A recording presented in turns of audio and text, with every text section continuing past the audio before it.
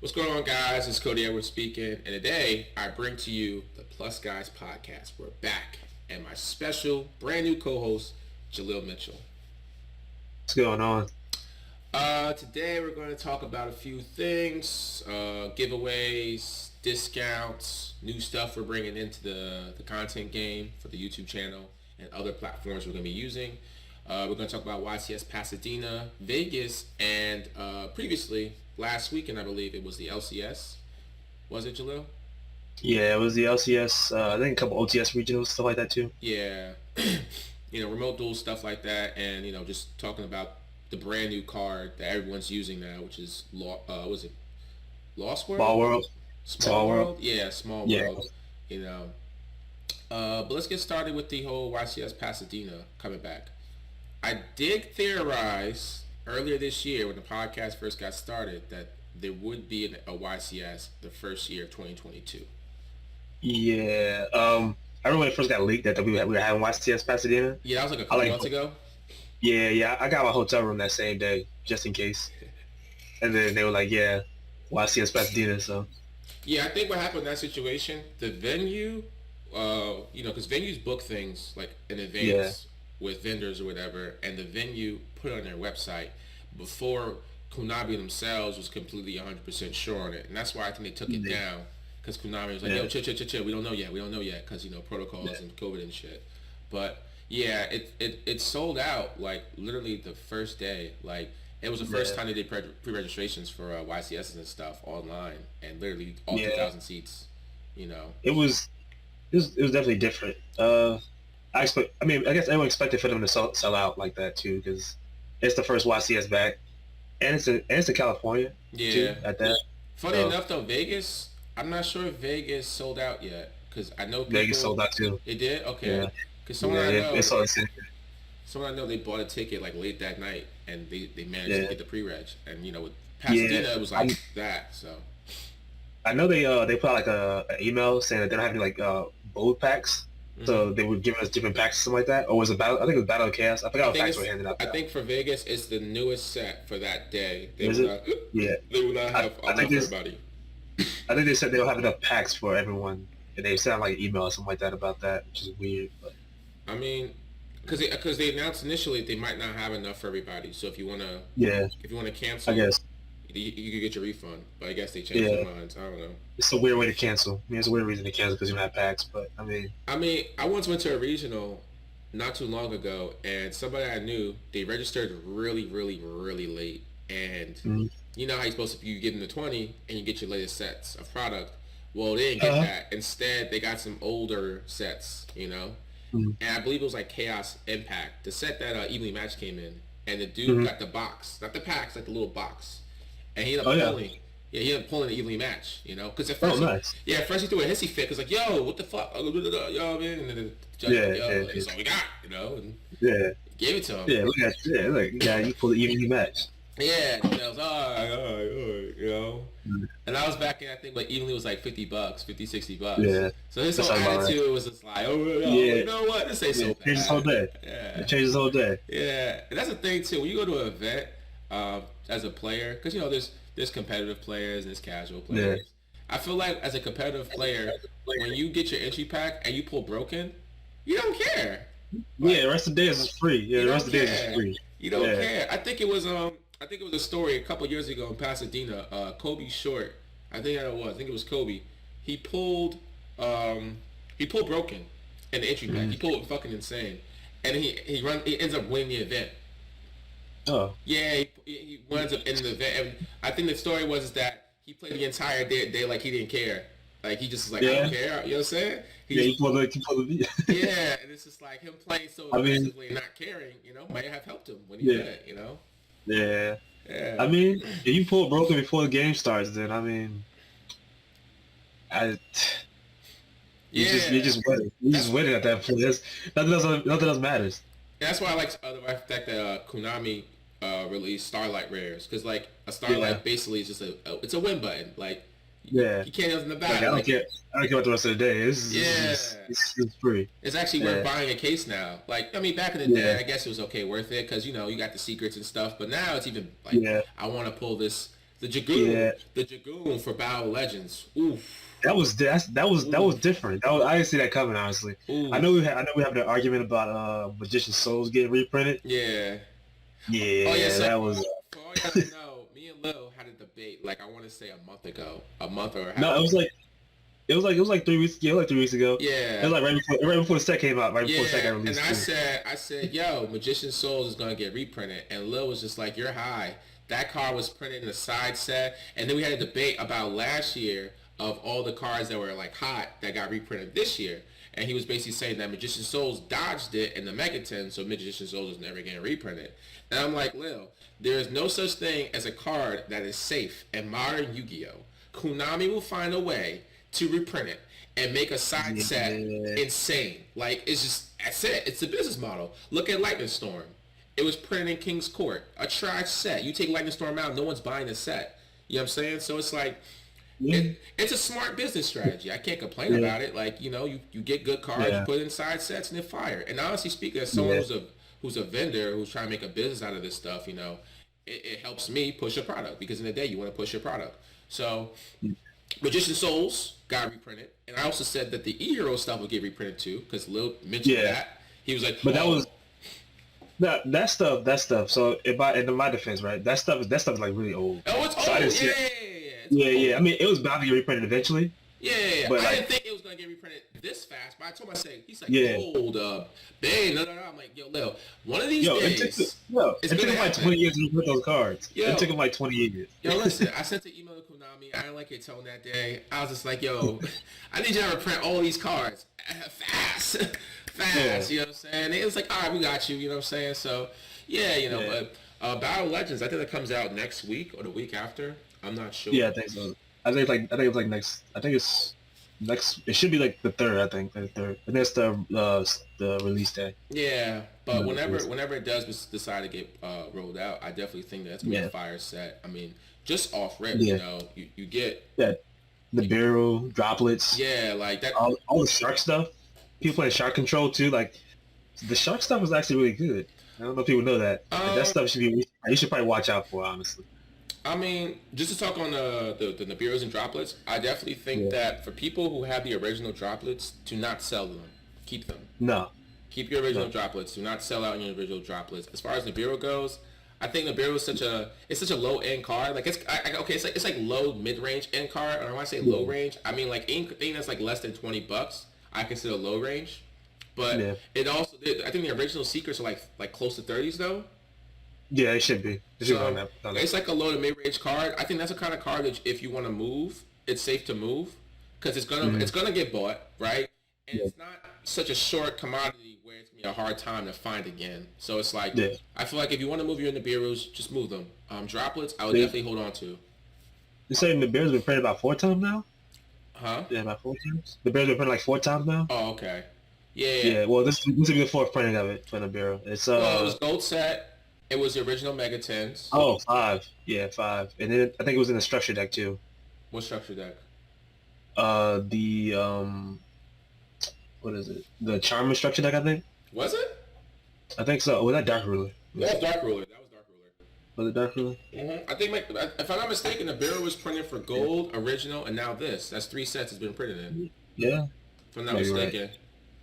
I might be missing one, but I'm pretty sure it's just Yeah, 3 no, sets. it's only been 3. So it's been the Okay. gold.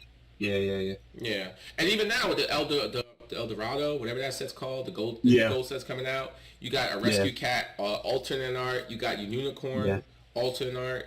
I like the Unicorn alternate. I'm getting that yeah. one. That Unicorn, one's beautiful. Unicorn's really nice. That's Yeah, beautiful. that's probably the Axical best. Talker. Yeah, And people were just speculating if Axical Talker would get reprinted or not for like a past, like I want to say 3 months now was a speculation. Like, is it getting reprinted or not? yeah. Because I mean, the I art that mean, came out was people said were fake. I think we all know it's gonna reprint. It's just a matter of when. Yeah, Like, what's it gonna be a gold set? What's gonna be the gold set or the ghost from the past set? Because I thought we were gonna get reprint as a gold, like, as a ghost, like BLS did. hmm I don't know why Konami keeps doing that to BLS. Like, make it, give us like a cheaper version of the card. It's it's printed as a secret rare, a ghost, and an ulti now. Like, But I think the gold access code is like $50, $60 though. So Is it? That's the pre-sales? Yeah, that's the pre-sale number right now. It's like 50, $60. Will it go up? Will it go down? It'll probably go down. What's the Yeah, what's it'll the probably, official number on that? Check that for me. What's the it's official? at 60. It's at 60? $60. Yeah. Access code, the secret rate went down to 100 now. So It's within my business, right? It's within my, what I'm saying, it's with the interest. qualifications to predict market value on cards, whether it'll go Mhm. up or down. I'm a little bit inexperienced when it comes to pre-sales because I feel like with pre-sales, I think it's harder to gauge where the card is going to land because of two reasons. One, what's the meta relevance of said card, right, when it rolls out?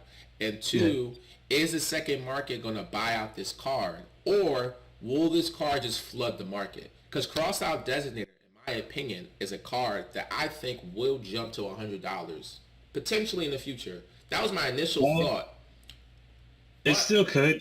It depends. It depends on what Konami does with the ban list, honestly. But Konami released it's this OCG card. It's a spell. It's basically like it's kind of like Crossout, and it's kind of like what you call it, Prohibition. Yeah, I saw that card. It says you can't activate cards with that name for the rest of the turn. Your opponent can't, and then you can't do it for the rest of the duel. Yeah. Yeah, I was reading that. Yeah. So, like, in my opinion, that card's printing kind of conflicts with Crossout because it's like Call by and Talents. Because remember when Call by and Talents was a thing, people were just like, why would I play Talents? Call by is better. So let me just And then Konami was just like, okay, let's limit Call by because that card is too good and nobody want to play Talents, and we just printed this card. So the only difference is right now, no one's playing Crossout. Like it's just no one's the card. The card is like I don't know how to explain it. Like it's good, but it's bad at the same time. Like when it works, but then when it doesn't, it's like the worst card you can have in your hand. I feel like the reason why Call by and Talents had conflictions is the same reason why Crossout and Talents is having a problem now. It's like, hey, what stops my deck? What's the cards that are really popular right now? People are playing Imperm, people are playing Chalice, people are playing Droplets, people are playing Dark Ruin No More. You know what I'm saying? Like those are the four powerful cards right now that people are opting to side or main deck against meta strategies. Hand traps are starting to get cut out the meta right now. Like, it's kind of weird because we're transitioning to this phase where everybody's just playing no hand traps or very little hand traps, right? So, with that being said, cards like Talents kind of gets dead. Yeah. But when it's live, it's live. Like, because people are so afraid of Talents that they're just like, I'm not going to play hand traps, right? Yeah. But then if you do play hand traps and you're like, okay, effective PK scale, pitch, the dump from deck, Ash Blossom, okay, Talents. Do I want to look at your hand, or do I want to get two cards? Like, I want to see. I want to see your hand. That's I want to see your hand. You know what I'm saying? That's the best part of Talents, being able to see somebody's hand. That's the craziest. Mind you, you're going second. You just threw a card out, so you have 4 cards in hand. Now, if your opponent looks at your hand, now you're starting off with 4 cards because you're gonna have 3. Then when you draw, it's gonna be 4 now. And the card they decide to flick back into the deck. It could be a starter card. It could be a blowout card. Like anything, or it could be another hand trap potentially, right? It could be another hand trap. So anything that's significant in your hand is gonna go bye-bye. You know what I'm saying? And honestly speaking, somebody like yourself who plays PKs, right? If you have information of what's in your opponent's hand and you have combo, right? You have combo in hand, right? Do you see yourself losing that duel if it's game 1? No. Once I look in your hand, that game is over. Okay. So it's safe to say that Talents is a win button. Yes. Especially in playing combo. Like PK, Sword Souls, Invoked, maybe, I don't know. Lyreless. Yeah. Like, you know what I'm saying? Like, you see your opponent's hand, you have full combo. Like, what can they do? Yeah. So that's why a lot of players nowadays are transitioning from playing a lot of hand traps or hand traps, period, that can trigger Talents.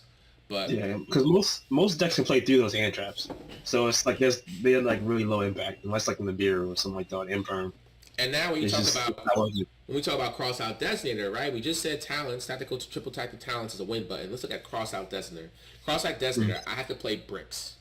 Cards I probably don't want to play my deck. Like I have to play a Nibiru or Imperm or or Droll and Lockbird or Lancia or Ash Blossom or Veiler. Right? Because like me personally speaking, I went to a Gamers Choice tournament like a couple of weeks ago. It was during a 3v3 tournament that me, you, and Algeron played in. Just do a throwback. So, because this is still Plus Guys, right? So Gamers Choice had a 3v3 tournament a few weeks ago. Yeah. Initially, it was supposed to be me, Will Bacino, and I believe Algeron, Coach Al, right? So Will ended up having a family emergency last minute. It was like a half an hour before the event. So, Jalil, I was carpooling with him, and Tim and CJ were already on their way, but they became like, oh, we can't make it. We're gonna get there like around 5:30, and the event starts at like 4. And I was just like, mind you, the event was supposed to start at 3, but because of the weather, they gave us an hour in advance. Like, okay, we'll start at 5. You know what I'm saying? No, we'll start at 4. They said we'll start at 4, and they're like, we'll be at 5:30. I'm looking at Lil, I'm looking at Al, and I'm like, yeah, we're gonna have fun today. Let's just have some fun. Let's get some Korean barbecue, because down the block. It's a pretty easy day. It was pretty easy. Korean barbecue down the block. They had some really good Korean barbecue. Lil never went with us the first time. It was me and Alan with the first time, and it was really good. Yeah. The crazy part was, I'm like, yo, Will. I was like, yo, Lil, Korean barbecue? He was like, yeah, me and Tommy Williams, we're getting Chipotle. I'm like, I mean, he wanted Chipotle. He asked if I wanted Chipotle. I was like, wait, hold up. I'm offering to pay for you. You didn't say that. You didn't say that. I'm offering to pay for K barbecue.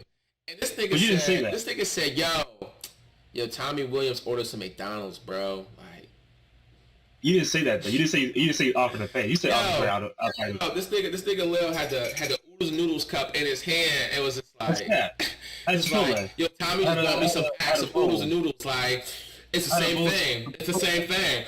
You know what I'm saying? I'm just like, you can't take niggas nowhere. Like, you can't take them nowhere. You know what I'm saying? I don't both, man. So we ended up going to the Korean barbecue spot. Shit was great. I was right, mind you. Al's a guy who likes to cook, right? Or he considers himself a good cook. That's what he says, right? He says, I'm a good cook. I'm a cook. I'm like, all right, bro, whatever. Never ate his food before, but he calls himself Chef Al. That was his initial name. Yeah, but then you ate the food that he cooked. You ate the food that he cooked. Nah, and you were in awe. I never had his food before. But you ate it that day. He was like, oh my God, Al can cook. Al's on the grill. He started grilling. I was like, okay, this fat nigga can cook. All right. Hey, maybe that's why he's so fat. I don't know, You know what I'm saying? Not all fat niggas can cook, though. You feel me? But he can. I'll give it to him. He can. Yeah. So, yeah, back to the story with the 3-3, though. Me, Lil, and Al played. I'm playing Flunderies, right? Mm-hmm. It's been like a week and a half for me playing the deck. Like, personally speaking, for me, my ability to learn how to play a deck at an efficient level, it's kind of short. Like, it doesn't take much long. But then to play at the highest level, it varies. It may take like 2-3 weeks. It might take a month. It may take 2 months. I don't know. Like it really depends. You know what I'm saying? But for me, your ass. Yo, listen. I'm gonna tell you why I had a hard time playing that deck initially. For starters, that deck has a lot of effects. Yes. Like a lot of small effects that you think, don't matter, but it's whatever. One of the things that I was so focused on was, hey, this trap card. It says like a normal summon, a level 4 lower Flunderies monster from my hand, right? So whenever my opponent would summon a card, I would just activate the trap card. And mind you, it's more efficient to activate the field spell first. Because the field spell is a free normal summon. So in theory, you get 2 free normal summons on your opponent's turn. But in my head, I'm like, why would I do that? I can only search one big guy, you know what I'm saying? But there will be times where you have 2 big guys in hand, and you can get 2 normal summons off, and then using Rise's effect to bounce itself, and another card too. Like, I wasn't being that efficient with the deck. And also, back to the cross-out conversation, cross-out designator was kind of bad for me, because there were times where someone would Veiler me, and I'm not playing Veiler. Yeah. I'm not playing it. So I'm just like... Yeah, 3v3. I specifically told you, like, yo, watch out for Veiler, bro. Watch out for Veiler. He's like, everybody playing Veiler. You got Veiler 3 times in one turn. You got Veiler 3 times in one duel. Why are you playing Veiler? Like, why? Why are you playing Veiler? Are you a bad player? Maybe. You know what I'm saying? Who? You know what I'm saying? Yo, maybe you want to play Veiler. You want to play can't chain block. Is he going to win that event that day? Absolutely not. Will he top? No, Probably no, not. no. Probably not. He's playing Alta Guys. Is he going to bust my ass? Pretty sure he will. Yes, he will. He destroyed you. Yes, He will. destroyed you. Yes, he will. He destroyed you. Them Veils was whooping your ass. Yeah, it was like he opened up like triple Veiler Imperm. It was like Veiler, normal summon, Veiler, tack, tack, tack, normal summon, Veiler. I'm like, yeah. You know what I'm saying? And then we had a weird ruling, right? So one of the rulings that we were having at the event was Flunnery's Sri or Stir, however you pronounce it. Yeah, Sri. When you get normal summon, you can target a card in the graveyard, banish it, and then get an additional normal summon. So that day, I used the card, and I target a card in my opponent's graveyard, and they used some way to manipulate the graveyard somehow, right? Mm-hmm. The card that I targeted got relocated. And then the judge said that the card doesn't fully resolve because I didn't banish. But the monster text says, if this effect resolves, normal summon. Yeah, so resolve without effect, pretty much. That's what the judge said.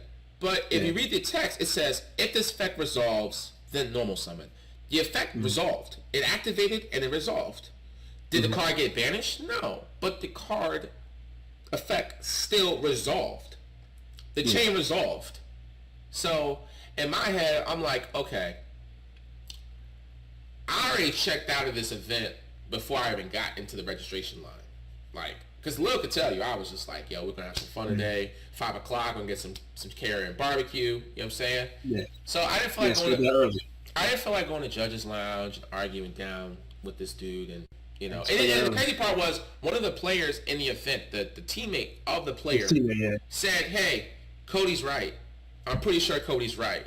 But the judge was like, nah. And dude's teammate's like, no, Codey's right. The card resolved. And I'm like, you know what? It doesn't matter. Like, you know what I'm saying? Like, it doesn't matter. He got smoked early too, so he had time to just sit there and Yeah. So I ended up losing. I think I lost one duel because of that. The other duel, it didn't finish because Lil and Al both won their duels.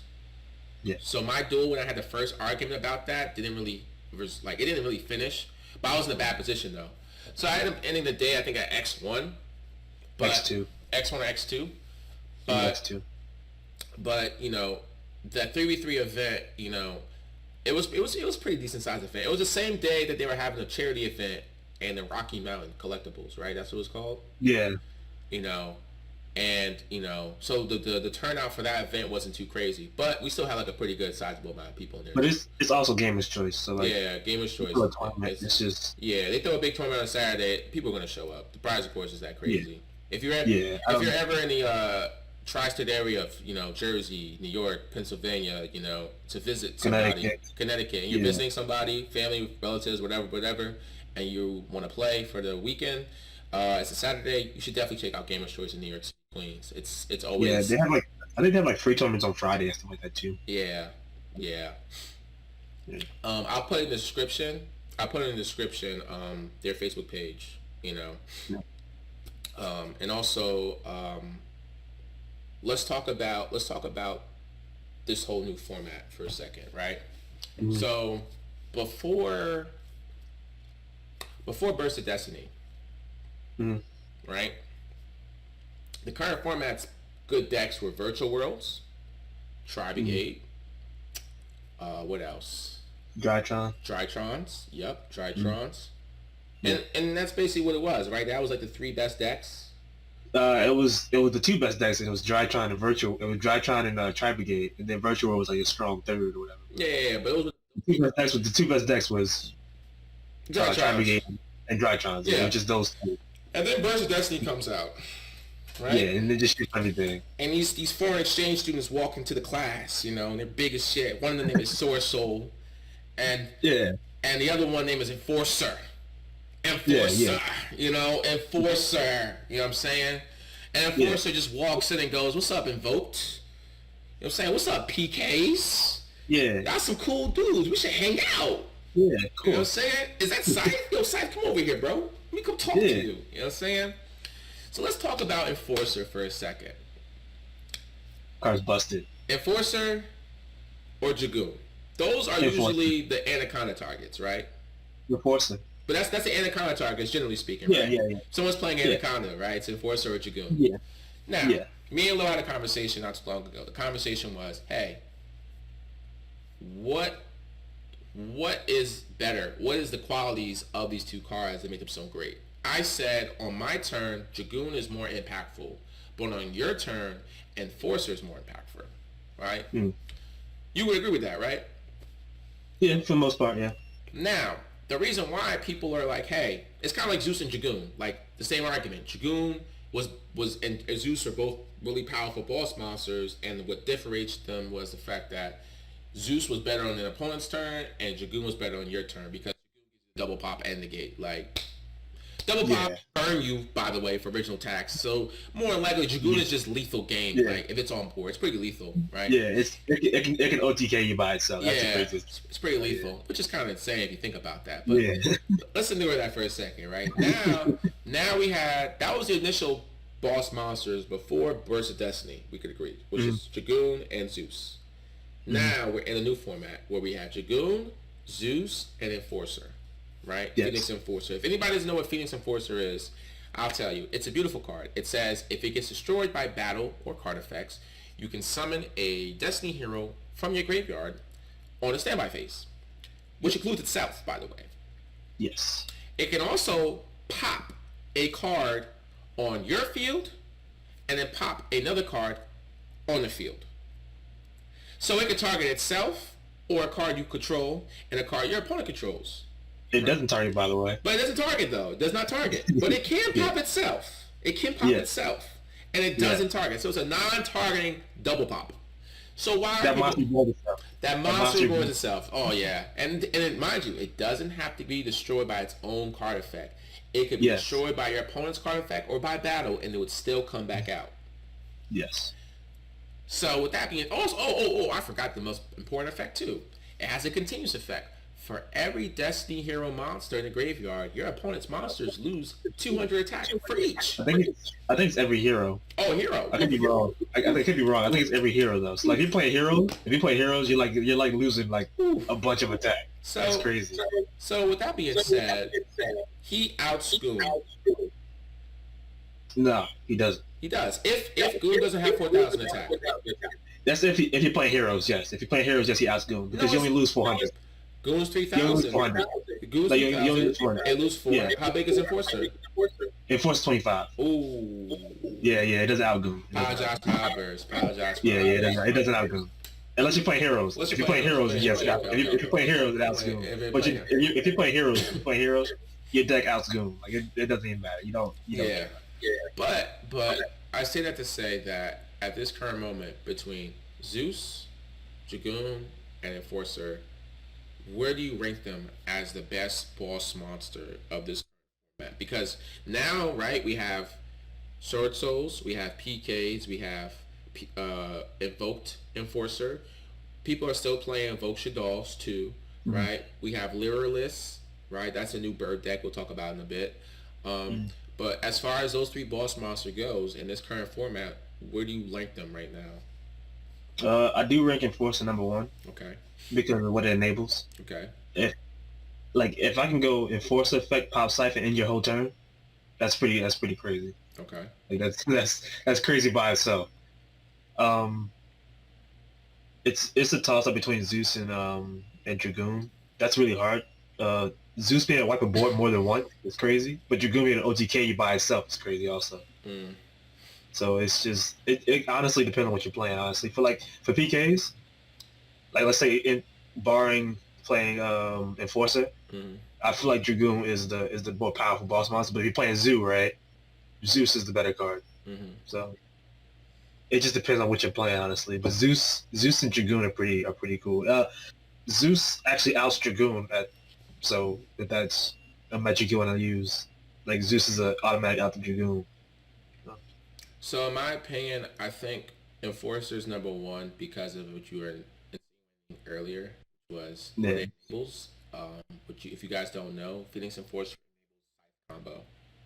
So if you play Dogda in your deck, you can set the scythe after you and then in your opponent's turn, you have basically 2 ways of popping your scythe. You could pop it with banishing a PK trap to summon a break sword from the graveyard, put it in the same stone as a link marker that Rusty points to, and then Rusty will pop it, or you could pop it with a Phoenix Enforcer, double pop.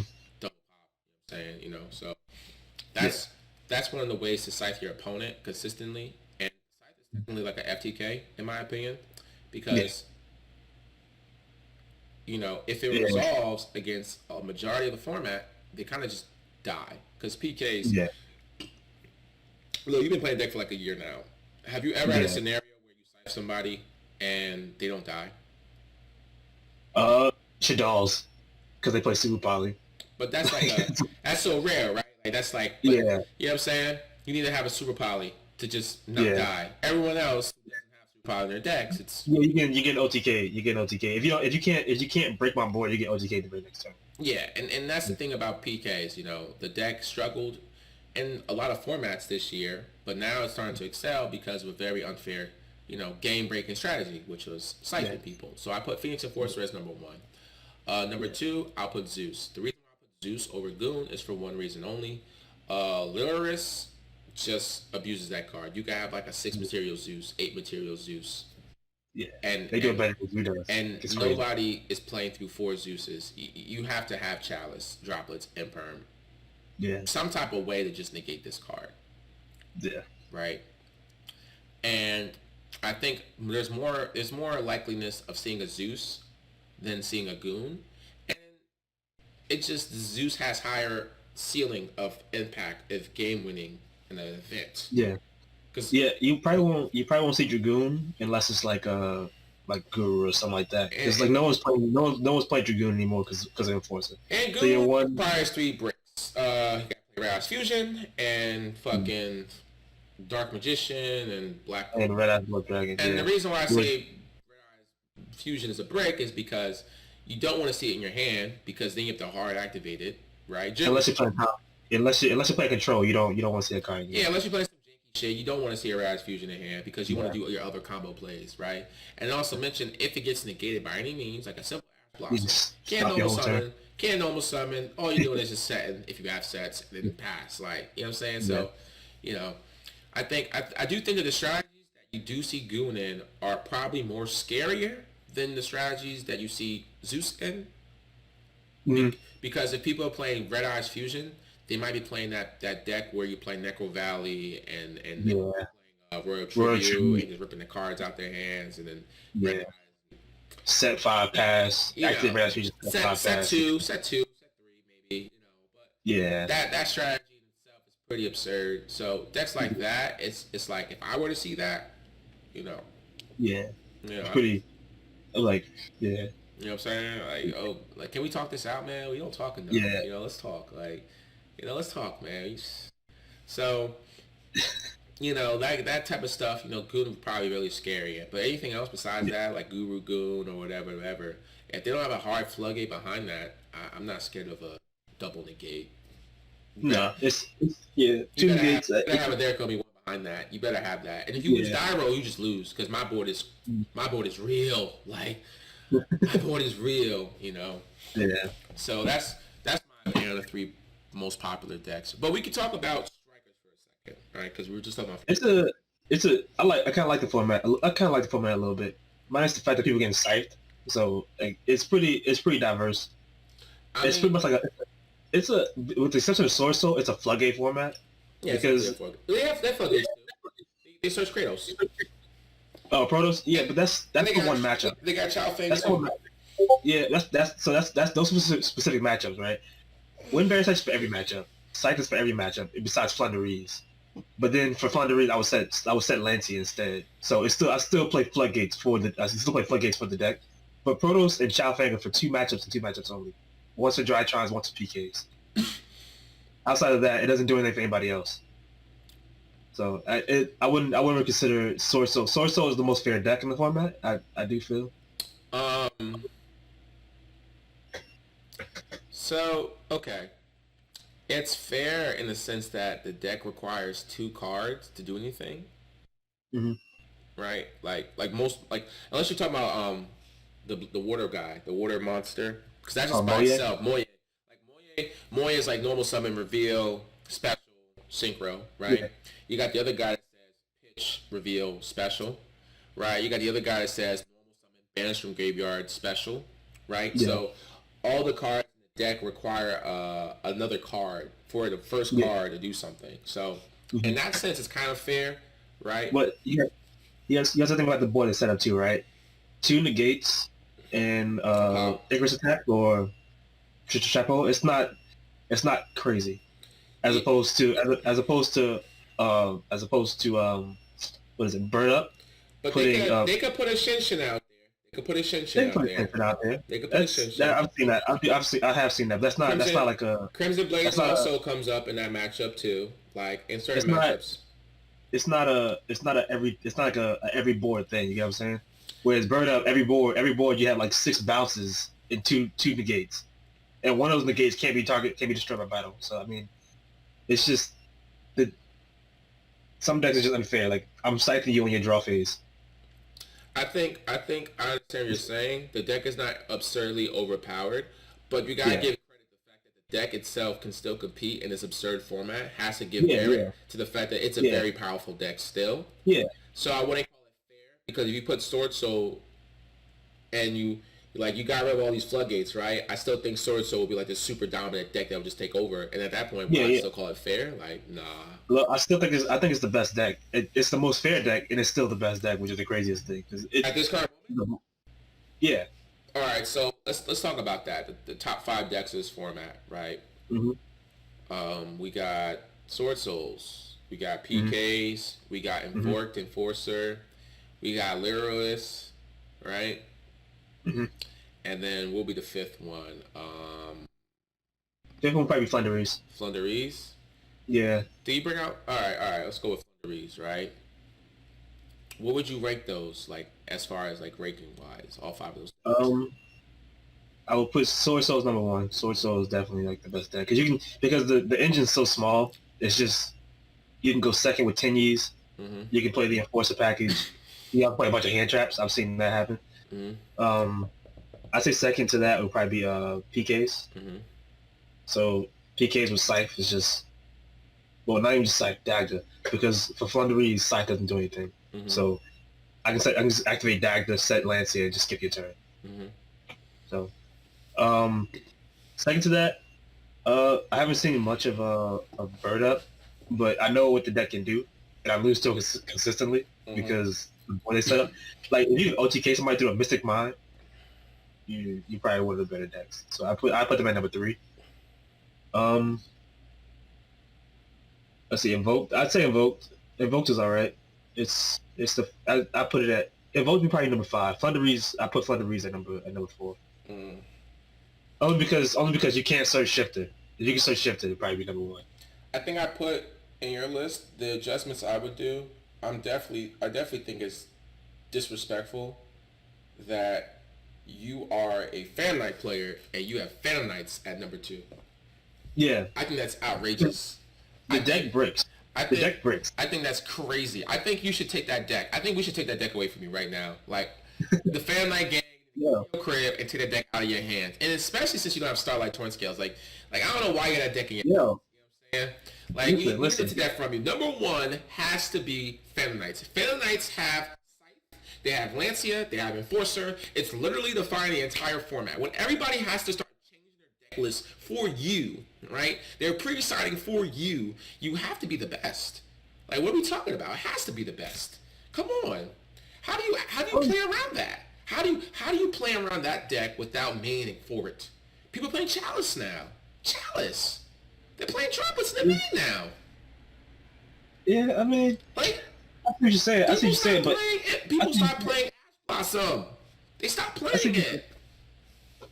Yeah, I see what you're saying, but playing the deck breaks. Like it's a problem. Yo, guess what? If it breaks, it breaks. But you can't change the fact that everybody in that room said, "Yo, you heard Fan Knights coming?" Yeah, I got my chalices. You know what I'm saying? As long as Sword Soul is main in Protos and summoning Protos on me.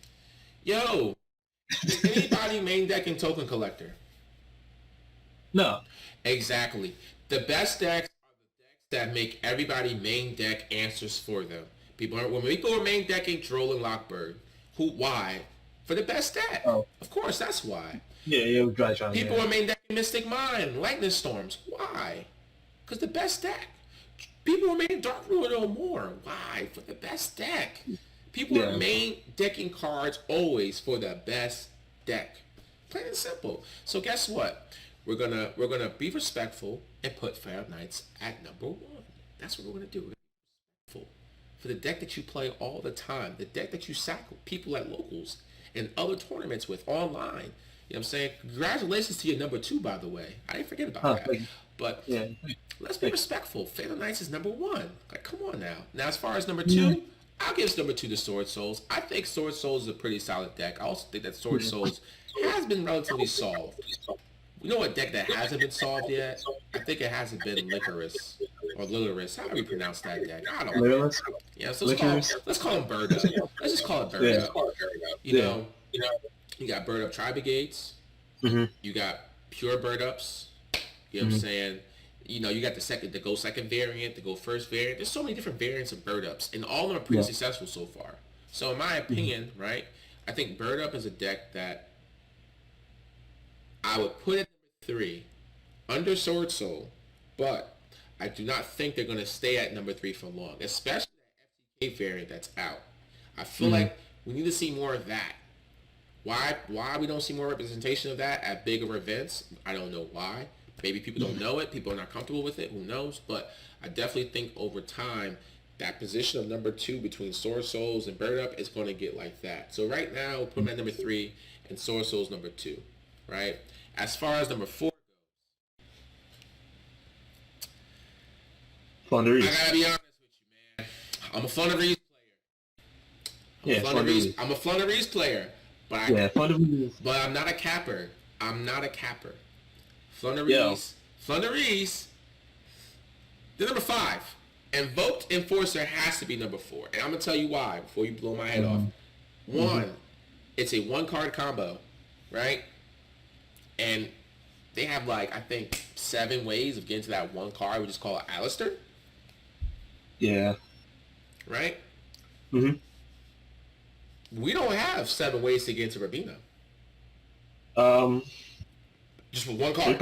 With 1 card. Wait. With 1 card. 3 prosperity. No. That's a random. That's a die roll. There's no guarantee you're gonna Rabina. There's no guarantee. Okay. It's just 3 Rabinas. That's it. It's just 3 Rabinas, and you got a 3 Jack in the Box. You got 3 Jack in the Box. Because if you play that Jack in the Box, that's 3. And there's a chance that they're gonna grab the Rabina when you show Jack in the Box. If they know how to play the deck. If they know how the deck works, they're gonna grab the Rabina.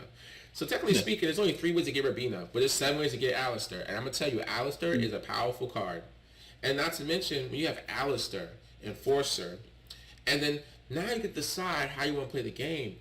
You want to play some real trap cards, you want to play some floodgates, you want to play some hand traps, you want to play some Nadir Servants and that shit. It's up to you. You know what I'm saying? Yeah. But the Invoke deck is more consistent. Is it more sackier than in Thunderies? No. But it's more consistent. And if it's more consistent, it will always get you further. Because me personally speaking, I always pick consistency over sackiness any day. So I had to put Invoked above the Thunderies. I do think that Thunderies is good right now. But the deck is missing that 1 card. The 1 card that makes it consistent. And that 1 card says I could banish a Thunderies monster from the field or hand to then search out of the Thunderies in the deck. And that's the 1 card that gets you Rabina. That's the 1 card that we need. Once we get that card, then I'll put that. I could move that deck up the list, right? Yeah. People might mention Sky Strikers. They might mention the new Machina stuff that's been popping up lately in the LCS last week. Actually, that's a breakdown here. Yeah, I don't know why people are playing Machinas. It's not good. It was a free tournament. I think the tournament was free. But it's like it should be a free win then. If I see a Machina player across to me, it should be a free win, right? Listen, man, don't underestimate. Were there 16 people in the tournament? Was there 16 people? Like, why did 3 of them get to top 16? Like, I don't understand. Like, you underestimate the power of not knowing what cards do. Yo, if somebody in this world, a human in 2021, normal summons a Machina monster, right? I see a monster with Machina in its name. I'm gonna just tell him, yeah, that's fine, but can you sign a slip real quick? Just slide right here. All right. Like, the deck list. If you look at the deck list, you understand it's all hate.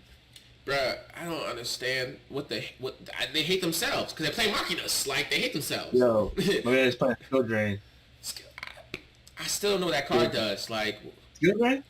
And Phoenix Enforcer. Phoenix Enforcer. Like I don't know what that card does. Like I don't know. You can't activate Phoenix Enforcer under Skill Drain.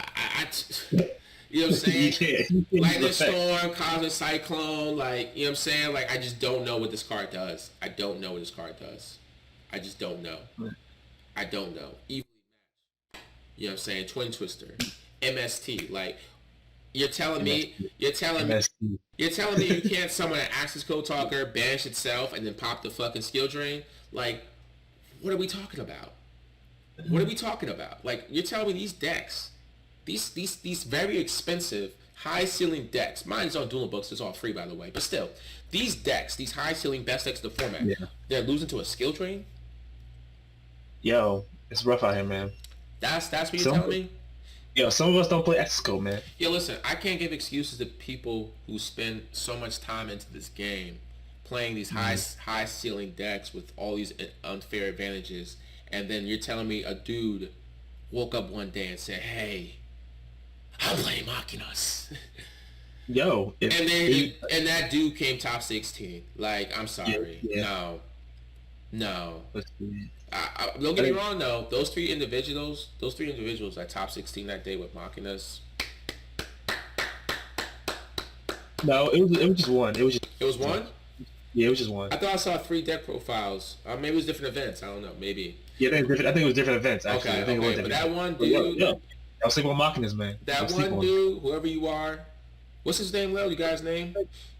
Let me see. No, it's his Discord name. Oh, okay. Well, hey, you guess he'll be famous. Whoever you are, when you wake up in the morning and you put your pants on, right? Do you have like 5 women do it for you? Like, do they just grab your pants and just slide on each leg? Yeah, probably. Buckle you up and then lift you off the bed, like, you know what I'm saying? Yeah. Because he's ascended. Yeah. He's ascended. There's no way. I don't know. He must be drinking the same thing that Tom Brady drank last year when he won the Super Bowl. It has to be, because I don't know how the hell he went in there with Machinas and managed to make top 16. That's crazy. That's crazy. No. You know what I'm saying? You playing up good cards, man. Couldn't be me. And that reminds you, I just want to remind you guys, read your opponent's cards, please. Game 1, if you're running into Rogue, read the cards. Read every single card and try to figure out what stops this. Just figure out in your head, what in my deck stops this? I'll let you know right now, if you don't read my cards, my Fan Night Wings says I draw 16 cards, and then I draw a graveyard. That's what the card says. Yeah. I don't know if you know that. Yeah, read the card. Read the card. I don't know. Like, word for word, it says I draw 16 and banish your entire graveyard. That's the exactly. Card. Since we're talking about the LCS, let's talk about Small World. That was a card that I remember in the Plus Guys chat before the Burst Dusties came out. It was you and William that kept talking about it. Yeah. And y'all were like, yo, if y'all pull this secret, I want this. Right? In your honest opinion, do you think that the card is good, or that people are just silly for playing it? It has its merit. It's a card you can use. It has really confusing text, so it's easy to cheat with because you don't know what's going on with the card. Like, that's true. That's probably what happened a lot, actually. I will call a judge in Pasadena when someone activates that card, because I want the judge to make sure that they resolve it correctly. I'm like, judge, like, you know what I'm saying? Like, I'm activating Small World. I'm gonna add Nibiru. Yeah. You notice you banish the targets, the right targets for it. But I'm like, yo, why'd you call me over here? Yeah, this dude just activated Small World. I just need to make sure that he's resolving it correctly. That's fine. Alright, I'm saying. So if you're a judge at YCS Pasadena in January and you hear Joe, I do think the card is good. It's just a matter of finding the right decks for it. Like, I know you can play it in PKs, search tour guide, and like Taki Tomboy. Yeah. But that's pretty wild in itself. But you're going -1 though. You are going -1. You are going -1, but if I can ensure I have combo, I mean, I don't care. And I think the conversation that you and James had, it was also me and Will having that conversation, like, because Will was playing it for a while. He was like, yeah, it's neg, I was like, yeah, you're right. It is. There's no point in playing it. I think James Guerrero said, hey, why search a card and neg yourself a card when you can just play with combos and play out your hand? Like, that was the conversation. Yeah. And Will was like, yeah, I think someone asked, like, yeah, well, you're not, he's like, no, it's a neg card. Because it really is neg. It's neg 1. I mean, it searches whatever you want, but you still lose a card out of your hand. I think the only... Go. And then the downside is it banishes it face down. So, like, if it banishes it face up, I wouldn't have a problem with it. So, it's just how much do you need this card?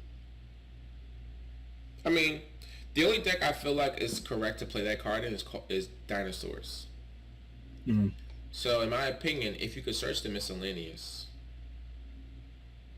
search the miscellaneous.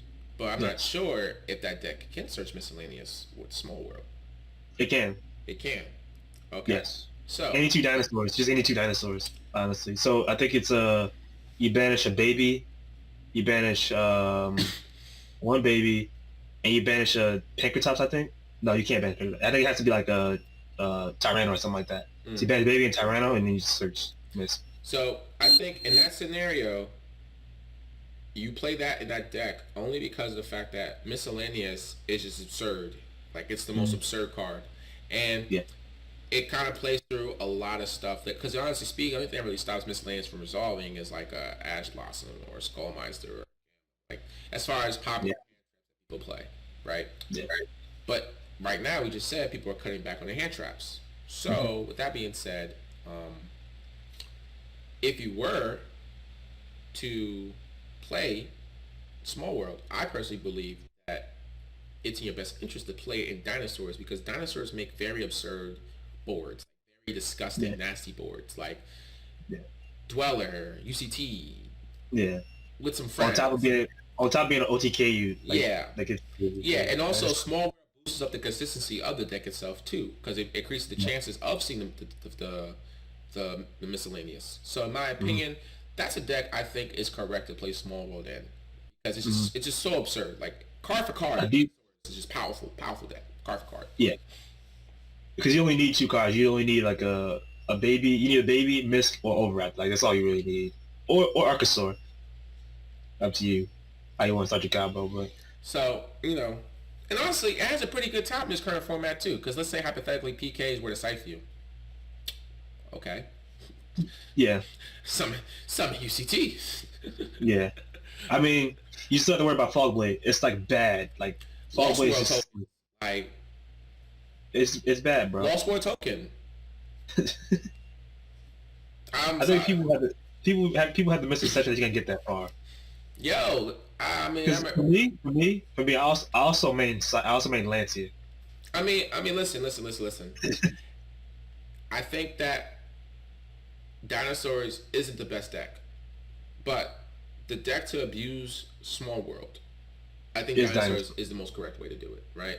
Yeah. Now, I did see Dinosaurs and Phantom Knights. I did see people play it in other decks besides Dinosaurs. I think it was in every deck in the LCS. I'm pretty sure it was in like every deck. Do I think that this format is going to shift to just everybody play 3 Small Worlds in all their decks as a staple? I don't think so. No, I don't think so.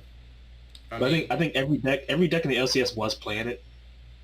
So every deck that topped them is, I think. Could I play Small World and Thunderees? I don't think I could. You will have to play other targets. You can't just play the Wing Beast. You have to play like I think like Effect Veiler. What about Shifter? Can you shift? You probably could. You have to find like targets for it. You have to read the card. That's something we have to look into. Maybe. Because I mean, I don't know. I think the relevancy or the viability of that card in every deck of this format is a conversation worth having, right? Because it searches anything. Yeah. Literally anything. Anything. I mean, any monster. Literally. If you have targets in your deck, it can search it. Could Konami have printed this card with text that's a little bit more easier to read and comprehend? Yes, most definitely. Is there a particular reason why Konami decided to word it the way they did? So that it doesn't search anything for free. But like, I'm talking about like the way they worded the text, like just how they worded it, right? Yeah. Is there a particular reason why they made it so complicated in the wording? I have no idea. Because couldn't they simplify it a little bit? Like, could they, in theory, have simplified the text? Not necessarily, because everything that the card doesn't tell, all the text it doesn't tell, it gives you freedom. The text it gives you freedom pretty much. Because I feel So like, if they simplified the text, it would cut out a lot of cards, I guess. no, but I'm saying like they could have worded, they could have had it resolved the same way it did, but worded it a little bit more fluently and coherently. You know what I'm saying? For people's reading skills are a little bit lower. You know what I'm saying? Yeah. Because even I mean, if you read the card, you should be able to understand it. Because when you activate the card, right, you have to match one of the criteria: attack, defense, attribute, level, type, whatever. You have to match exactly one of those criteria. Mm-hmm. So if you see a person activate the card and like 3 of those things match, then you know it's a legal target. You can't do it. No, So like everything has to match exactly one, and it has to, they all have to be exactly the same. So yeah, I mean, honestly speaking, I think the card's cool. I don't see myself playing it anytime soon. Maybe if I was playing dinosaurs, I might throw it in the deck. Who knows?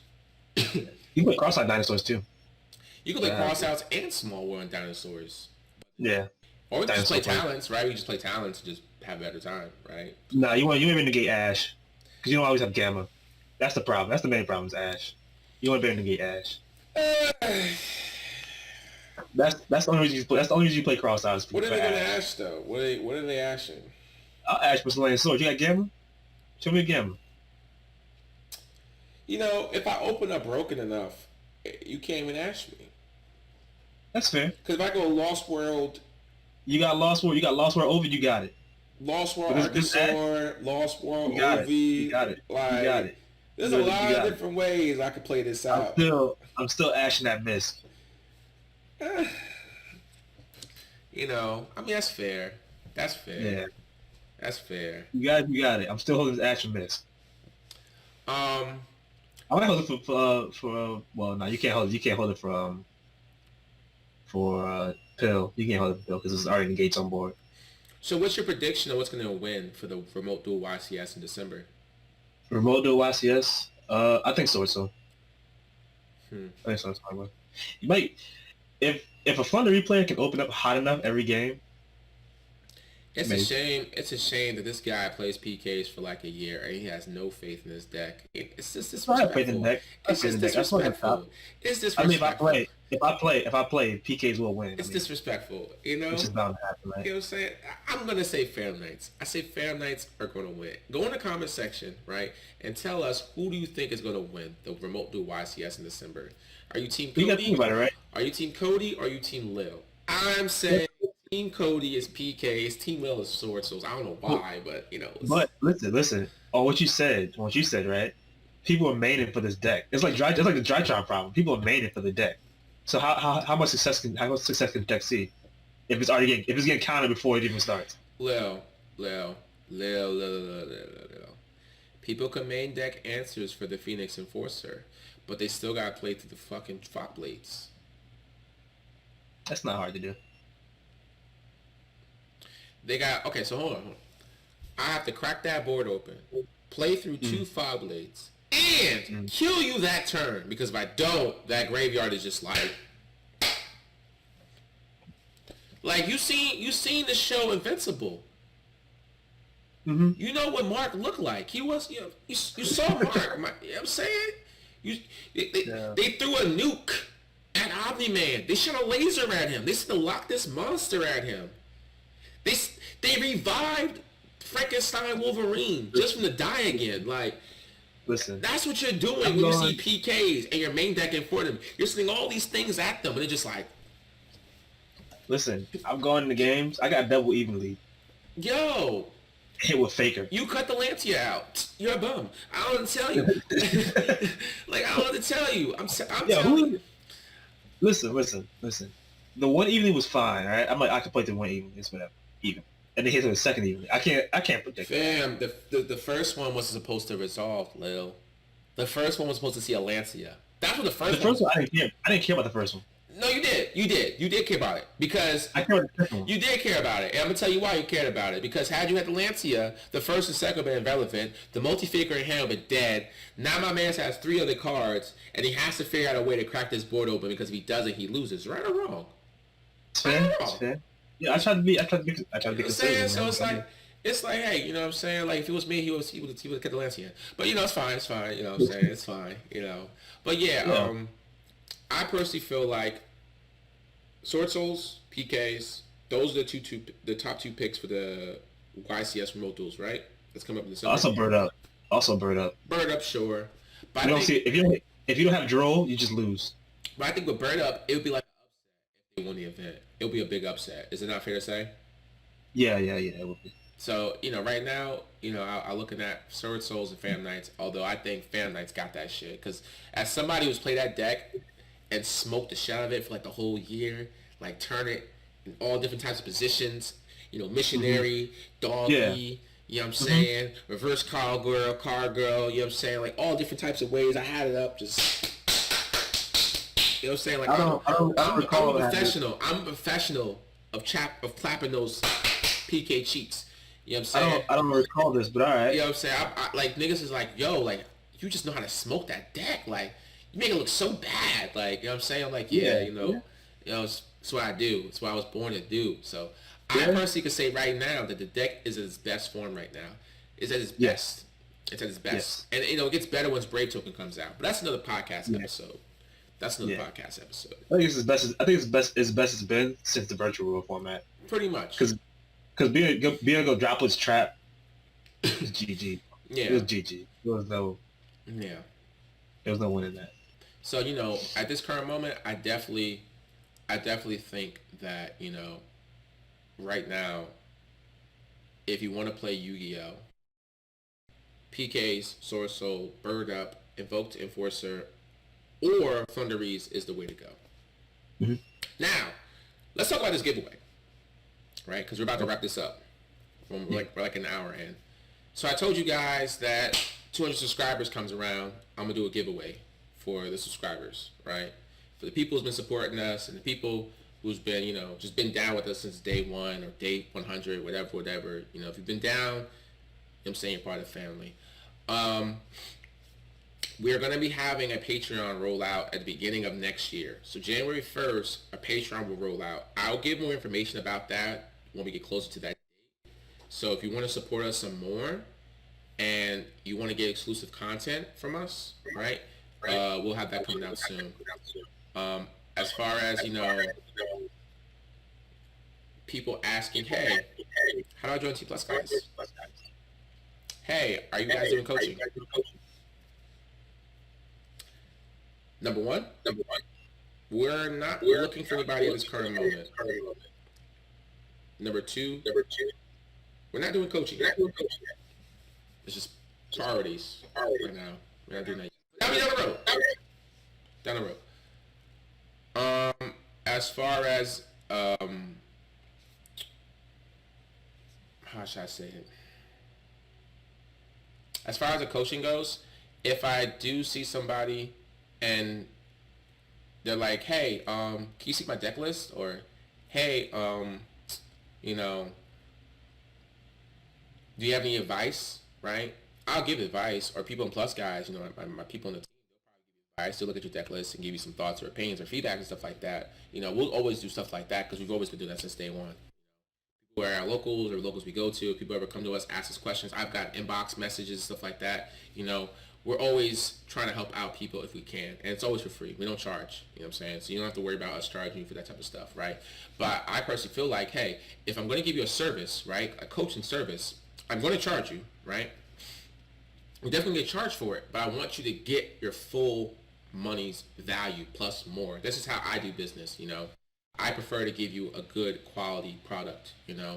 So, you know, if it's selling cards, if we're selling shirts, if we're searching any type of merchandise, anything we're giving, right? I want to give you good quality product and good quality service. So that's why I haven't really rolled out on a coaching service yet, because at this current moment, I feel like, hey, the team's priorities right now is these YCSs that are coming up, right? There's going to come a period of time, though, where the YCS and stuff aren't such a high priority for us, right? For the whole team itself. So we could dedicate a lot more time and effort into coaching newer players and talents and stuff like that. And also for the people who want to join Team Plus guys, I got your messages. I seen your comments on the post. You know, some of y'all even come to me in person. You know what I'm saying? Some of y'all even come to other people in the team in person. You know what I'm saying? You know, at this current moment, the door's closed. But it's not closed forever. And the reason why the door's closed at the moment is for a few reasons. One, and Lo can give his opinions on this too, because Lo's been the team for like, what, a year now? Mm-hmm. Yeah. The Team Plus guys, it's like a mixture of like business and family. And the business aspect of things, you got to do what you're supposed to do, which is perform. You got to top events. You got to win events. You know what I'm saying? You got to make the brand look good. Right, Lil? Mm-hmm. And then it's like family. We all hang out. We talk shit. We have a good time. You know what I'm saying? You know, Lil, you was in the team before you joined us. In your personal opinion, right, from your experience being on that team, how long were you on that team for? I was probably on that team about 4 or 5 months. Okay, for that team, how long? Oh, all right. So you were here for like a year, and you were there for like a 4 or 5 months. So basically, we're here twice as long, right? But for those comparisons of time, right, would you say that the team chemistry and the environment, you know, like in your opinion, what would you describe it? Like the differences, like, you know what I'm saying? Not on a competitive scene, like on a competitive level, just on the level of team chemistry and team environment and team culture. Team chemistry is it's a lot better. Like, it's a lot better than the other team was. I'm actually friends with more people on the team here than I was on that team. So was that before you joined or after you joined? It was actually before I joined. I was more friends with people on this team. So then what about after you joined? Like, did that change? Yeah, it changed. I'm friends with more people now, so it's just like I'm cool with more people. Yeah, it was more so like on the other team. It was more so I'm just here. Okay. It's like Yu-Gi-Oh. That's about it. So it was nothing crazy. In my personal experience, I was on a competitive team. I was on, you know, Team Game On, Pi Pay Brother Gaming. You know, I built a few competitive teams. In my personal opinion, my experience in those teams were, hey, we just here because we nice and we're representing this entity, right? It could be this store, that store, whatever, right? Because both teams I was on they were affiliated directly to a store, right? So, but me and the other teammates were not cool. We didn't hang out. We didn't talk like that. If we did talk, it was like, hey, prepare for this for the event, like prepare for that. You know what I'm saying? Like that was a conversation that we were having. But outside of that, we did not fuck with each other at all, you know. And, you know, it'd be like that sometimes. But that's not something I wanted to make and wanted to create as a team owner. You know, I wanted to create an environment where everyone gets along, we're all chill, we're all cool, and we also get the job done because it makes it more healthier for your people's mental health, right? So I'm very hesitant when it comes to just adding new people to the team because I appreciate the team chemistry that I, you know, cultivated and developed over this time span that I did put my efforts and energy into. So if you are interested in joining the team, you know, being a good player is very important, but you also have to be a good human being. Like, I need people with character, people with morals, people with principle. Like I need someone who I can trust because when you join the team, we're basically loaning cards out to you or decks, right? Yeah. And these cards could be 5, 10, 20, 30, 40, 50, 60, 100, 200, 300, 400, 500, 600, $1,000. Like we're entrusting you with money. Lots of money. And not to mention, I'm giving you one of these shirts, right? I'm entrusting you with my brand and my business reputation. So it's like, I'm not just going to give that away. So I don't want anyone to feel away if I'm like, hey, I'll think about it. You know what I'm saying? You know, because I'm a cool dude, pretty chill. So, you know, I need to see certain qualities in you, so I can say, hey, I can trust this guy. I'm gonna give him. You know what I'm saying? You know what I'm saying? So, you know, so just being a good player isn't enough. You gotta be a good human being. And some of y'all, excuse me, some of y'all can see, you know, we had people on the team that came and went for various reasons or time spans and stuff like that. But in my opinion, everybody that was once a Plus Guys member and left Plus Guys or was kicked out of Plus Guys, I'm either cool or different with them. Like, I'm not beefing with nobody that was a part of Plus Guys. I'm not beefing with nobody. You know what I'm saying? So if you were a former member and you're watching this, I am not beefing with you. You know what I'm saying? I'm not beefing with you. There's no on site. Like, we're cool. We chill. It's just you're over there, I'm over here. You know what I'm saying? And you know, some of the former members I still talk to, you know, on a regular basis. You know, Femi's one of them. I talk to Femi almost like every week and shit. You know, he's a cool dude. You know what I'm saying? So, you know, so that's my stance on it. You know, next when the YCS Pasadena comes and YCS Vegas comes, you know, we might see some of the former members that we had on the team. Can't wait for YCS. It's been a very long time since I've been to YCS. Yeah. Like, just hang out with them, maybe take a photo with them, you know, just to show everybody, yo, we still got love, we still cool and stuff like that, you know. So it's been a very long time to get to YCS. You know, we're gonna be getting some affiliations, partnerships pretty soon that will be announced. And if you don't know what that is, basically it means is you can shop somewhere and get a discount, and the discount code would be something I devised, probably be like Plus Guys, whatever, Plus Guys Gaming, who knows, but that's to come, so keep an eye out for that. I'll put the link to the description when it does roll out, but we also have an announcement, you know. So Patreon, beginning of next year, affiliation links, that's coming. Giveaways, I am going to be doing a giveaway. At this current moment, it will not be now, it'll be the beginning of next year, so please look out for that because that's coming. And also, lastly, live streams. I've been testing it twice now for the past couple of weeks. Live streams, pretty good. Yeah, live streams are going to be more popular beginning next year. Yeah. I have a live stream schedule I'll announce. You know, y'all can come in, check it out. Do you think I should play music, Lil? If you want to copyright strike, I mean. But like produce music though. If I have someone produce my music. Yeah, I mean, it's up to you. It's probably more conducive to just have conversations and stuff like that. Just talk about what's going on. So you think music should be a thing? Eh. All right, guys, drop a comment. Tell me some suggestions and feedback. You know, for live streams, like what would you like to be in it? You know, stuff like that. You know, I haven't really put no plugs in the live stream like outlay. Basically, like, you know, like, hey, my Cash App is this. You know, I'm not doing that. You know, that type of stuff.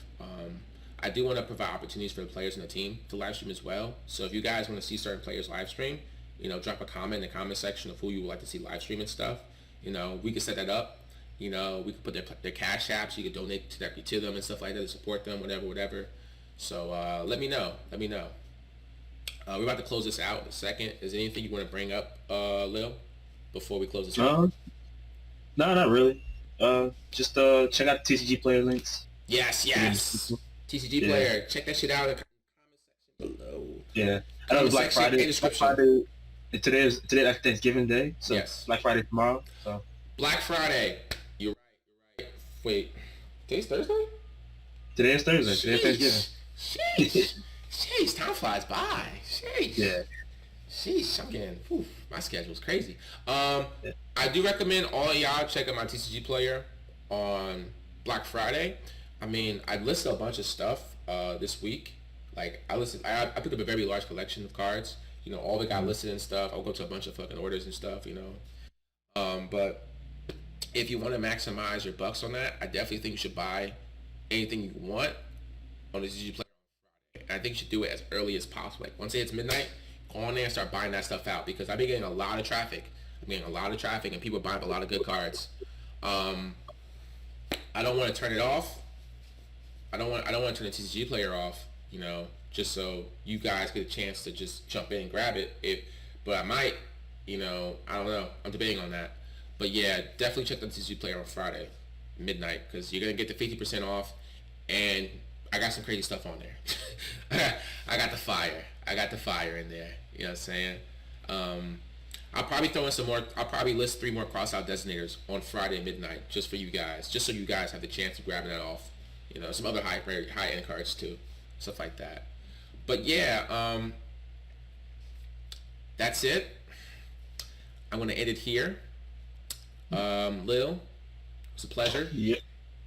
You did pretty good. I'm Codey Edwards. This is Jalil Mitchell with the Plus Guys Game Podcast, and we're out.